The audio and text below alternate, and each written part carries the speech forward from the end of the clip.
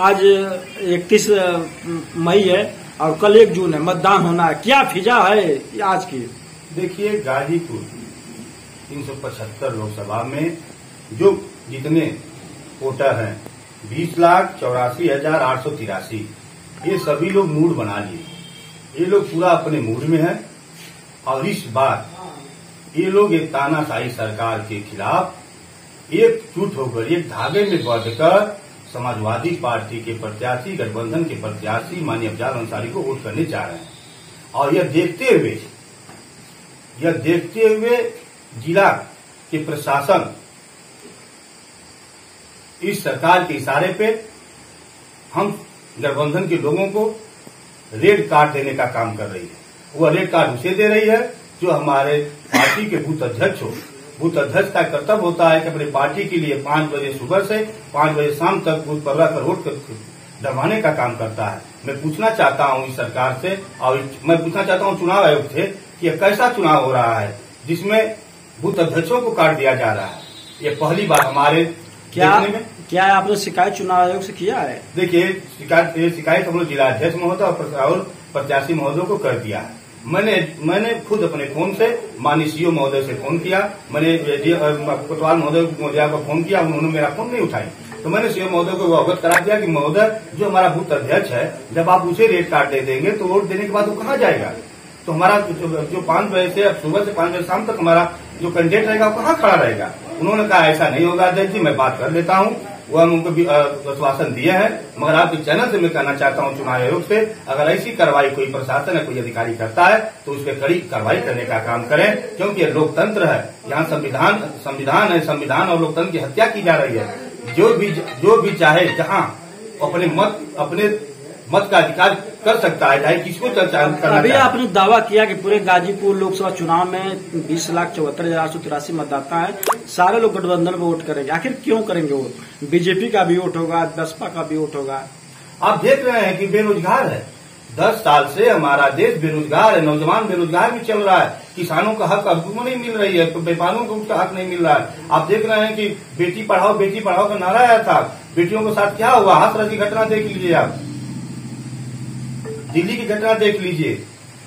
ये सब देखते हुए पूरे समाज एक साथ होकर इंडिया गठबंधन को वोट करने जा रहा है। इसलिए मैं खास करके गाजीपुर और चकिया विधानसभा की देवतुल्य जनता से प्रार्थना करता हूं कि आप लोग अपना बहुमूल्य समय निकाल के बूथ पे जाके माननीय अफजाल अंसारी साइकिल के सामने वाली बटन दबाकर विजयी बना के दिल्ली के सदन में भेजने का काम करिए। मैं चकिया की देवतुल्य जनता का हमेशा आभारी रहूंगा। धन्यवाद। प्रमोद वर्मा, भाजपा व्यापार प्रकोष्ठ, जिला अध्यक्ष गाजीपुर। कल 1 जून है जहां पे गाजीपुर लोकसभा का मतदान होना है, क्या कुछ कहेंगे? सर्वप्रथम गाजीपुर के सम्मानित जनता और मतदाता बंधुओं से मैं आग्रह करना चाहूंगा कि पहले मतदान फिर जलपान, और साथ ही साथ कहना चाहूंगा अपना बहुमूल्य वोट सोच समझ कर दें कि जो देश हित में कार्य कर रहा हो, जो राष्ट्र हित में कार्य कर रहा हो, जो सबकी सुरक्षा सुनिश्चित कर रहा हो, जो सबका सम्मान कर रहा हो, जो गाजीपुर जनपद को विकास की गति पर जो है आगे ले जा सके, जो देश को जो है मजबूत बना सके, जो है भारत को आर्थिक और सामरिक रूप से जो है मजबूत बना सके, ये सोच समझकर अपना मतदान कल आप अवश्य करें। अभी देखते हैं तमाम चुनाव में देखा है तो गाजीपुर जनपद का जो लोकसभा चुनाव का सीट है प्रदेश में हार सीट बन गई है और यहाँ पर 3 प्रत्याशी पूरी तरह से अपने दाव ठोक रहे हैं जीतने का। क्या लग रहा है आपको? जिस प्रकार से गाजीपुर की जनता ने यशस्वी प्रधानमंत्री मोदी जी की रैली में अपना जो है जन समर्थन दिया, जिस प्रकार से केंद्रीय गृह मंत्री जी की रोड शो में जो है लोग रोडों पर जो है आए भारी संख्या में, ये दर्शा रहा है कि गाजीपुर में इस बार कमल खिलने जा रहा है। यहाँ के मतदाताओं ने यह तय कर लिया है कि फिर एक बार मोदी सरकार बनने जा रही है। अब की बार जो 400 पार का नारा है वो पूरा होने जा रहा है और उसमें गाजीपुर का भी एक कमल का फूल खिलकर सदन जाने का काम करेगा। बीजेपी का दावा है कि इसमें वर्तमान समय में जो बाहुल्योट है गाजीपुर का सब गठबंधन के साथ है, क्या कुछ कहेंगे इसमें? जनता ने ये तय कर लिया है, जो सबका साथ सबका विकास कर रहा है, हम उसके साथ जाएंगे। कहीं कोई जाति पाति धर्म संप्रदाय नहीं बचा है। विगत 50 वर्षों से देखा जाए तो यहाँ सपा बसपा के सांसद हुए हैं और जितना कार्य 2014 से 2019 में आदरणीय विकास पुरुष मनोज सिन्हा जी ने जो है भाजपा के सांसद ने किया था, उतना कार्य 10 पूर्वत के सांसदों ने नहीं किया था। एक बार मैं यहाँ के पूर्व सांसद जो है तूफानी सरोज जी से मैं मिला था, जो 3 बार जो है इस क्षेत्र के सांसद रहे। मैंने सवाल किया था कि भाई साहब, आप चुनाव जीतकर चले जाते हैं और कोई विकास का काम यहाँ नहीं होता है। तो उन्होंने स्पष्ट कहा था कि यहाँ लोग जाति पर वोट देते हैं, विकास पर नहीं। लेकिन मैं आज समाजवादी के जो पार्टी के लोगों को या गठबंधन के लोगों को स्पष्ट रूप से कहना चाहता हूँ कि इस बार लोग विकास को पर वोट देंगे, जाति पर वोट नहीं देंगे। जाति का बंधन टूटेगा और विकास यहाँ से जीतेगा। जो है कमल का फूल के जो प्रत्याशी हमारे हैं आदरणीय श्री पारसनाथ राय जी, इस बार गाजीपुर की जनता ने मन बना लिया है कि उनको हम दिल्ली सदन भेजकर रहेंगे। अभी देखा जाए तो विपक्ष का कहना है कि बेरोजगारी भ्रष्टाचार देश के अंदर काफी बड़ा मुद्दा हो गया है, इसको किस नजरिए देखते हैं? एक कहावत है, चोर मचाएं शोर। जिनकी सरकारों में करोड़ों करोड़ों रुपए के घोटाले हुए हैं, जो जमानत पर बेल पर बाहर घूम रहे हैं, वो यशस्वी प्रधानमंत्री नरेंद्र मोदी जी की सरकार पर जो है लांछन लगा रहे हैं, क्योंकि उनके परिवार के उनके सगे संबंधी जो है बड़े से बड़े घोटालों में जो है फंसे हुए हैं। इसलिए खुद की बदनामी को दूसरे पर थोपने का वो काम कर रहे हैं।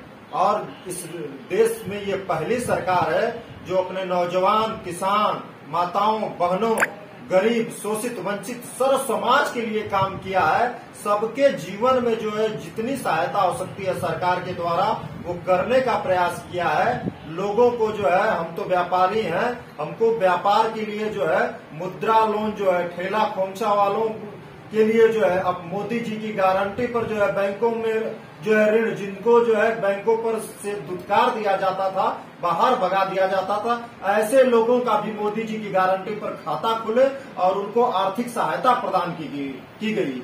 लेकिन उन मुद्दाओं ऋण पर 10% रिश्वत भी लिया गया है, तब ऋण को ऋण दिया गया है, इसको किस नजरिए देखते हैं? निश्चित रूप से आप लोगों के बीच में ये भ्रामक प्रचार फैलाया गया है। जहां तक मेरी जानकारी है कि मैं उनमें से एक खुद व्यापारी हूं जो है, और मैं जो है खुद मुद्रा लोन लिया हूं और मुझे 1 रुपया कागज के अलावा देने की आवश्यकता नहीं पड़ी है। मैं जो है मोदी जी के गारंटी पर दावे के साथ कर सकता हूं, यहाँ का चाहे कोई भी व्यापारी हो, कहीं भी 1 रुपया देने का काम नहीं किया है। उसको सुलभता के साथ जितना मुद्रा लोन में उसके व्यवसाय के हिसाब से ऋण मिल सकता था, उतना ऋण भारतीय जनता पार्टी की सरकार ने देने का काम किया। अभी देश के अंदर एक नीरव मोदी से ऐसे कई उद्योगपति थे जो भारत के पैसा के विदेश चले गए, आज तक वो भारत आ नहीं पाए।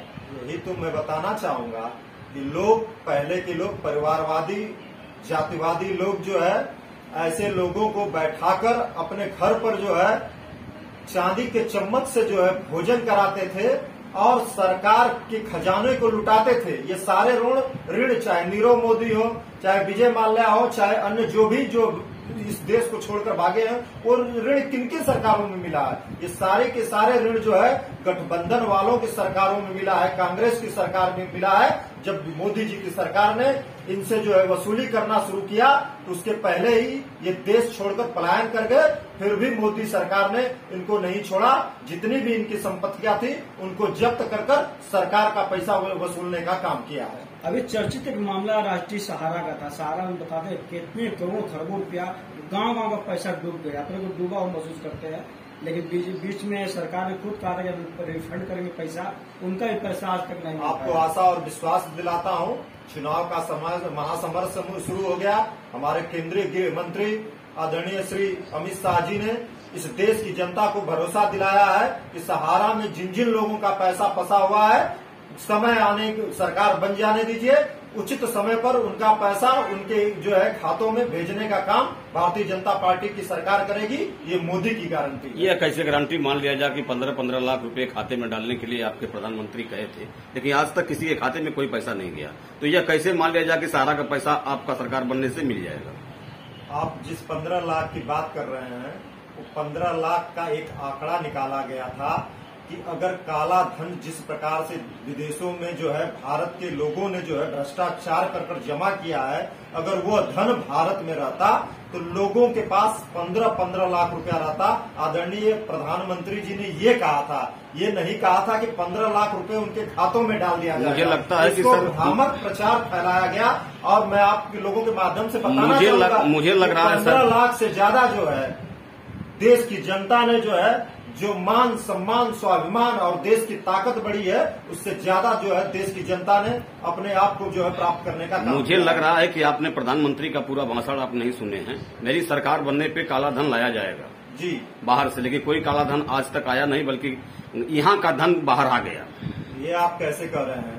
जैसे नोटबंदी जब हुई, उसमें घर में रखे हुए पैसे महिलाओं के बाहर आ गए, लेकिन बाहर का पैसा यहाँ नहीं आया। आप ये कैसे कर सकते हैं? नोटबंदी से जो हमारा पड़ोसी देश खुशहाल रहता था, आतंकवाद की घटनाएं करता था, आज आटे के लिए तरस रहा है। नोटबंदी में सबसे बड़ी समस्या थी जालसाजी की। जो नकली नोटों का कारोबार हमारे आसपास के पड़ोसी देश चलाते थे, वो चौपट हो गया। आज आपका भारत जो है ब्रिटेन जैसे शक्तिशाली देश को छोड़ते हुए जो है 11वें स्थान से 5वें स्थान पर आ गया। आप कैसे कर रहे हैं कि आर्थिक रूप से हमारा भारत नहीं मजबूत हुआ है? ब्रिजभूषण के लड़के के लिए वोट मांग रहे थे प्रधानमंत्री जी, और उनका जो वीडियो बताया गया कि जंग का वायरल हुआ यहाँ से निकल गए, और कल परसों में देखा गया कि उनके लड़के की गाड़ी से 2 लोग कुचल के मर गए। ये सब क्या हो रहा है? काफिला के लिए तो कोई नहीं, एक्सीडेंटल ये आम बात है। लेकिन मैंने जहां तक बयान सुना है कि ब्रजभूषण शरण सिंह ने खुद यह बयान दिया है कि अगर घटना मेरे बेटे के काफिले के किसी ड्राइवर के द्वारा हुई है तो वह ड्राइवर उस जुर्म को कबूल करेगा। ये मैं आपको विश्वास दिलाता हूं। ऐसा बयान मैंने कभी किसी पूर्वज नेताओं का तो नहीं सुना है। अश्लील वीडियो के साथ उनका जो लड़का बाहर निकल गया, उसके बारे में क्या कहेंगे, जिसके लिए वोट मांग रहे थे माननीय प्रधानमंत्री? उसकी जानकारी मेरे पास नहीं। अभी देखा है तो हम विकास की बात कर रहे हैं, हम जखनिया की बात रखते हैं। जखनिया में सड़क को लेकर हमको लगता है कि 10 सालों से ही लोग परेशान है, तमाम लोग आंदोलन में किए, लेकिन आज तक सड़क बना नहीं। इसको लेकर खुद डिप्टी सीएम से लेकर तमाम बड़े बीजेपी के नेताओं ने वादा भी किया था, लेकिन सड़क का निर्माण आज तक जखनिया का नहीं हो पाया। आज भी लोग झेल रहे हैं, कोई वादा पूरा नहीं हुआ। यही तो मैं आप लोगों से कहना चाहता हूँ। अभी पूर्व में मैंने क्या विषय रखा था, 10 बार यहाँ सपा बसपा के सांसद हुए हैं। वर्तमान में जनप्रतिनिधि भी उनके थे, तो लेकिन काम करने का जो है किसी ने पीड़ा नहीं उठाया। मैं 5 साल का आपके सामने इतिहास रखा। मनोज सिन्हा जी थे, यही रोड बुलपुरा तक जाने लायक नहीं बची थी, लेकिन इस रोड को दुरुस्त किया गया और मनोज सिन्हा जी ने NH 124D का जो है घोषणा की। लेकिन अगली बार जो है यहाँ की जनता ने प्रयास तो किया, गठबंधन के कारण वो जीत नहीं सके, उसका काम ठंडे बस्ते में चला गया। फिर भी उन्होंने अथक प्रयास किया, सारा बजट उसका आ गया और 124D जो है NH जो हाईवे जो है सैदपुर सादात जखनिया दुल्लापुर मर्दा जो जाएगा वो बन रहा है। भाई साहब, जब भी हमारा जनप्रतिनिधि सांसद जब रहेगा तब काम हुआ है। सर मेरी बात तो सवाल आपको विपक्षियों से पूछना चाहिए कि 5 वर्षों तक अभी पिछले ही अफजाल रहे, उन्होंने कौन सा काम किया है? कोई एक काम बता दें। मैं लास्ट सवाल आपसे पूछना चाहूंगा। कर रहे हैं कि हम 100 से ज्यादा सड़कें बनवाए हैं यहाँ के जखनिया में। आपके माध्यम से ये भी बताना चाहूंगा कि उन्होंने जो है इसके पहले सारे ग्राम प्रधानों को 5-5, 10-10 लाख की निधि भी लिखी थी जो फर्जी थी। तो मैं वो ऐसे फर्जी व्यक्ति जो खुद आपराधिक किस्म के मुकदमों में फंसे हुए हैं, जिनकी बातें ही हवाई हैं, उनके बातों पर आप विश्वास करेंगे? आप भारतीय जनता पार्टी के नेता के सामने बैठे हैं, वो भी मोदी जी के कार्यकाल में करने वाला पार्टी का कार्यकर्ता आपसे कह रहा है कि मोदी जी जो गारंटी देते हैं उसको पूरा करते हैं। और मैं आपको भरोसा दिलाता हूँ कि जिस दिन यहाँ के लोकप्रिय प्रत्याशी आदरणीय श्री पारसनाथ राय जी कमल के फूल पर बटन दबाने के बाद जीतकर सदन जाएंगे, जखनिया की तकदीर और तस्वीर बदलेगी। गाजीपुर जो है अव्वल नंबर का जिला और विकास की रफ्तार से आगे बढ़ने वाला जिला। छोटा सवाल मेरा एक है, आपका प्रदेश में और देश में सरकार है, घर का मालिक एक होता है, लड़के कई होते हैं, परिवार कई होता है। एक गलती करता है तो क्या पूरे परिवार को गलत साबित नहीं किया जाता?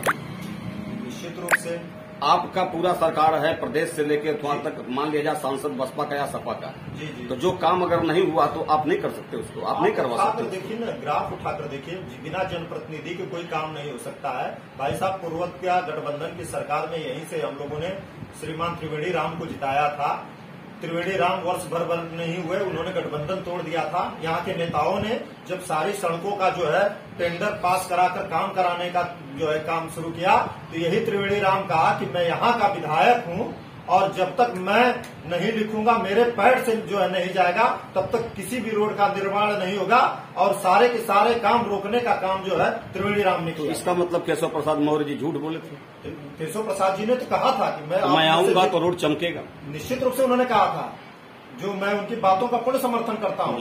लेकिन जब यहाँ के सांसद विधायक ही कहते, मैंने तूफानी सरोज का उदाहरण भी दिया, वो कहते हैं कि हमको जाति पर वोट मिलता है, विकास पर नहीं। और उदाहरण भी देते हैं कि देखिए मनोज सिन्हा विकास पुरुष के नाम से जाने जाते हैं, इतना विकास किए, कौन सा जीत गए। इसलिए मैं आपसे बताना चाहता हूँ कि यहाँ के जनप्रतिनिधियों ने विगत 50 वर्षों से यहाँ की जनता को जाति पाति और धर्म के नाम पर बस ठगने का काम किया है और लोगों को गुमराह करने का काम किया है, विकास करने का काम नहीं किया है। पहली बार इस जो है गाजीपुर लोकसभा के अंतर्गत जब जखनिया क्षेत्र आई और मनोज सिन्हा जी जीतकर जो है सांसद हुए, तो विकास की गंगा बह गई। और मैं पुनः विश्वास दिलाना चाहता हूँ कि इस बार भी अगर श्री पारसनाथ राय जी जो है भाजपा से जीत कर जाते हैं, तो इस गाजीपुर जनपद में विकास की गंगा बहेगी।